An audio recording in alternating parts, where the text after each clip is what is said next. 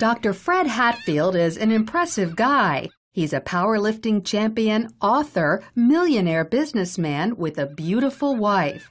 But he'll tell you his greatest accomplishment is killing his cancer, just in the nick of time. The doctors gave me 3 months to live because of widespread metastatic cancer in my skeletal structure. 3 months. 3 different doctors told me that same thing. It's a horrible, horrible feeling to have someone tell you that the person that you love only has 3 months to live and you're not going to be with him anymore. While Fred was preparing to die, he heard about an anti-cancer diet, also known as metabolic therapy. With nothing to lose, he gave it a try and was shocked when it actually worked. And the cancer was gone, completely. To this day, there's no trace of it, and it's been over a year. Although it wasn't easy, Fred stopped eating carbohydrates because carbohydrates turn into glucose inside your body. Cancer cells love glucose and need it so badly that if you stop giving it to them, they die. And it just absolutely amazes me that medical science is just now finding this out. Fred's recovery was not a surprise to Dr. Dominic D'Agostino. His team of scientists at the University of South Florida study metabolic therapy. When they removed carbohydrates from the diets of lab mice, the mice survived highly aggressive metastatic cancer, even better than when they were treated with chemotherapy. We have dramatically increased survival with metabolic therapy. So we think it's important to get this information out. And it's not just lab mice. He's also seen similar success in people, lots of them.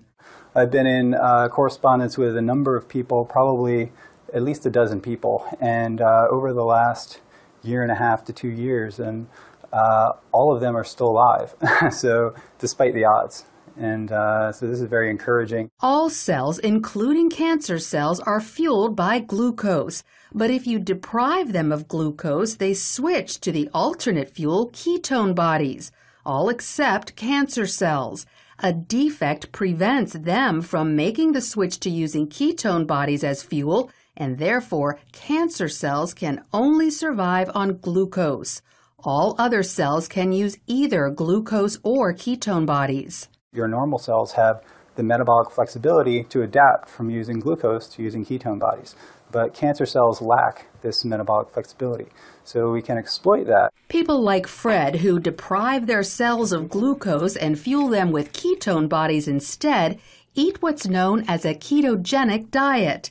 It consists of almost 0 carbohydrates, but lots of natural protein and fat. You can go online and there's just cookbooks and, it's clean eating, just very clean eating. None of the sugars, the salts, the trash food. Natural proteins are ones in their original form, but processed meats like cold cuts and hot dogs are off limits because often carbohydrates have been added to them.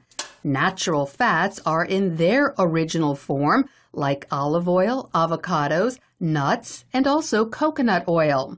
But stay away from trans fats such as shortening or margarine, which are man-made.